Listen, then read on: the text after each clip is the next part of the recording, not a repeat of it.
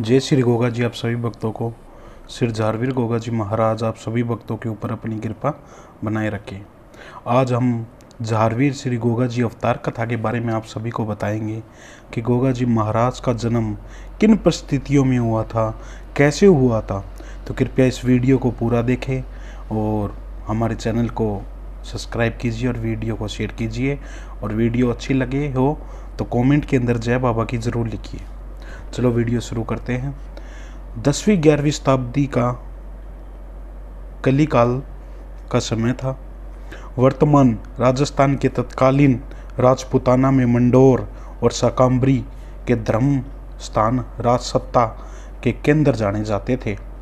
बीकानेर, जयपुर, जोधपुर, अजमेर और उदयपुर और कोटा आदि के राज सिंहासन के बाद भी समय समय पर विरासतन स्थापित होते रहे हैं। कर्नल जेम्स टोंड ने मरुभूमि का वर्णन करते हुए अपनी पुस्तक में लिखा है कि मंडोर मरुस्थली की प्राचीन राजधानी है और इसहार का पुराना किला इसके ईशान कोण और काबू, नेहरवाल और बुर्ज दक्षिण में है। इसके आगे लिखा है कि 8वीं शताब्दी से लेकर 13वीं शताब्दी तक चौहान राज अजमेर से संध की सीमा तक फैला हुआ था। लिखा है, हिंदुवती यह प्रदेश हिंदू जाति के राजपुतानाओं के बसने के कारण जो प्रतिहारों की प्रसिद्ध शाखा और जो मंडोर के राजा थे इंदुवती कहलाता है।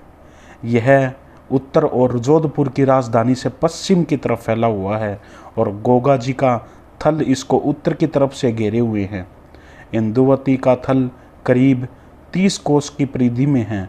गोगा देव का थल चौहानों के वीर रस पूर्ण इतिहास में प्रसिद्ध है। श्री गोगा देव, जिनको बागड़ के देवता कहा जाता है, इतिहास की विभिन्न पुस्तकों में अनेक नामों से उच्चारित किया गया है। झारवीर गोगा जी आज भी एक अवतारी शक्ति के रूप में पूजे जाते हैं। श्री गोगा देव ने तत्कालीन ददरेवा स्टेट के महाराजा जेवर सिंह के घर में जन्म लिया था और राजा महाराजाओं और राणा महाराणाओं के नाम से प्रचलित राज सत्ताओं के हिसाब से उस वक्त मंडोर, संपादलक्स व शाकंभरी सत्या केंद्र राज विद्यमान थे और जो चौहान वंश के तौर पर जीवराज, जाहर, जवर के संबोधन विभिन्न के साथ पुकारते थे। जेवर महाराणा उमर के पुत्र थे। गोगा जी महाराज के दादाजी का नाम महाराणा अमर, जिन्हें लोग उमर के नाम से भी बोलते हैं, अमर के पुत्र थे। उस समय ये अति स्नेह, श्रद्धा और यश की भावनाओं के साथ अनेक वीर योद्धाओं, सद्य पुरुषों को इनको लोग इन्हें अलग अलग नामों से पुकारते थे। महाराणा जेवर सिंह एक अति धर्मपरायण और दयालु महाराजा थे। महाराणा जेवर की शादी हरियाणा राज्य में स्थित सिरसा के ठाकुर कंवरपाल की पुत्री बाछल के साथ हुई थी। महारानी बाछल भी एक अत्यंत धर्मपालक और दयालु निष्ठावान महिला थी। सैकड़ों गरीब, अनाथों, साधु संतों को भोजन कराने के पश्चात ही वह स्वयं भोजन करती थी। महाराणा जेवर सिंह के राजमहल में राज्य क्षेत्र में आदि शक्ति माँ गायत्री वह संत चंडी के यज्ञ, हवन व घट अभिषेक धार्मिक अनुष्ठान हुआ करते थे। बाछल रानी की ऐसी तपस्या और भक्ति को देखकर एक गोरखपंथ के साधु ने यह भविष्यवाणी की थी कि माँ बाछल के गर्भ से जो आज तक पैदा होगा वह विष्णु का अवतार और परम भगत शिव भगत होगा। मैं आप सभी को बताना चाहता हूँ कि गोगा जी महाराज विष्णु के अवतार है और भगवान शिव के परम भगत है। तो हम वह सारी जंतर मंतर तंत्र और प्रांगत होगा, वह अधर्म का नाश करेगा, धर्म की स्थापना करेगा तथा अपने प्रताप और शौर्य के कारण जगत विख्यात हो जाएगा। साधुनाथ की भविष्यवाणी सही साबित हुई। तदरेवा के राजमहल में गोगाजी महाराज का जन्म अनेक चमत्कार दिखलाई दिए गए। उनके जन्म के साथ ही राजमहल के मंदिरों की घंटियां धंधना उठी थी और माँ भगवती गायत्री और महाकाली और शिव मंदिरों में मूर्तियां मुस्कुराती हुई दिखाई दी गई और महल में पड़े स्वर्ण, रजत और कांस्य के थाल अपने आप खड़खड़ाने उठे थे। उनके जन्म के बाद शेषनाग की छाया गोगा जी के पालने पर रक्षा कवच। गोगा जी की जन्म स्थान में श्रवण शेषनाग की छाया गोगा जी के पालने रक्षा कवच के रूप में दिखाई देने लगी थी। आज आप काफ़ी फोटोएं देखते होंगे कि गोगा जी के शीश के ऊपर एक नाग होता है तो वो शेषनाग की छाया उनकी रक्षा कवच के रूप में कार्य करती थी। महाराणा जेवर सिंह जिस राजसी बाग का कुआं खारा पानी निकलता था वह गोगा जी के जन्म होते ही वह पानी मीठा हो गया था। उन कुओं में सूखा गया पानी, उनमें जल स्रोत फूट पड़े थे और इन कुओं के पानी द्वारा संचालित नौलखा बाग बगीचा जो सूख गया था वो फिर से हरा भरा हो गया था।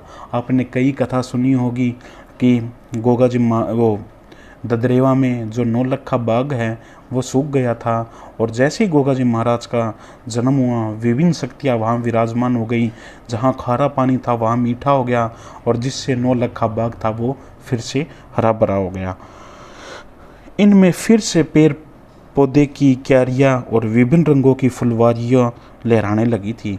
ददरेवा महाराणा की ख्याति ऐसे ही अनेक चमत्कारों के साथ दूर दूर तक फैलने लगी थी। कालांतर में जहाँ जहाँ भी चौहान और राठौड़ वंश का साम्राज्य था वहाँ गोगा जी का शौर्य और साम्राज्य सशस्त्र फैलने लगा था। वर्तमान समय के सिंधु प्रांत अफगानिस्तान, पाकिस्तान, गुजरात, मध्य प्रदेश, उत्तर प्रदेश, उत्तराखंड, छत्तीसगढ़, बिहार, झारखंड, महाराष्ट्र, हिमाचल, हरियाणा, जम्मू कश्मीर, पंजाब, राजस्थान, दिल्ली और चंडीगढ़, बंगाल की खाड़ी तक सतलज तक गोगा जी का शौर्य साम्राज्य विस्तारित हुआ था। आज भी इस गोगा मैडी के मंदिर में लगभग 50 लाख श्रद्धालु प्रतिवर्ष दर्शन करने गोगा मैडी बागड़ धाम आते हैं। महाराणा जेवर सिंह माता बाछल के एक अति प्रतापी अवतारी जातक ने जन्म लिया है जिसके प्रसिद्ध आगे चलकर भारतवर्ष में फैलाती गई और आज भी करोड़ों भारतवासी श्री गोगा जी महाराज को पूजते हैं। तो इस वीडियो के माध्यम से आपको हमने छोटी सी जानकारी दी थी गोगा जी महाराज के लिए। जब आपको ये जानकारी अच्छी लगी हो तो कृपया कमेंट के अंदर ज़रूर बाबा का जयकारा लगाइए और हमारे चैनल को सब्सक्राइब कीजिए। जल्द ही जो अगली वीडियो आएगी वो बहुत ही अच्छी होने वाली है क्योंकि गोगा जी महाराज के मेले की तैयारियां गोगा मैडी मंदिर में शुरू होने वाली है। इसके ऊपर हम जल्दी एक वीडियो लेके आ रहे हैं और नेक्स्ट वीडियो भी आपको जल्दी ये होगी कि गोगा जी महाराज को भगत जन कितने नामों से पुकारा जाता है, क्योंकि हमने एक वीडियो बनाई थी नरसिंह पांडे जी को कितने नामों से पुकारा जाता है। उस वीडियो ने आप सभी भक्तों ने बहुत प्यार दिया और बहुत अच्छे अच्छे कमेंट आए। तो हम आगे यही वीडियो लेके आ रहे हैं कि गोगा जी महाराज को किन किन नामों से भक्तजन पुकारे जाते हैं और वहाँ उनकी कहाँ कहाँ किन नामों से पूजा की जाती। तो आपको ये वीडियो अच्छी लगी हो तो जय श्री गोगा जी, जय नरसिंह पांडे जी, जय बाबा की।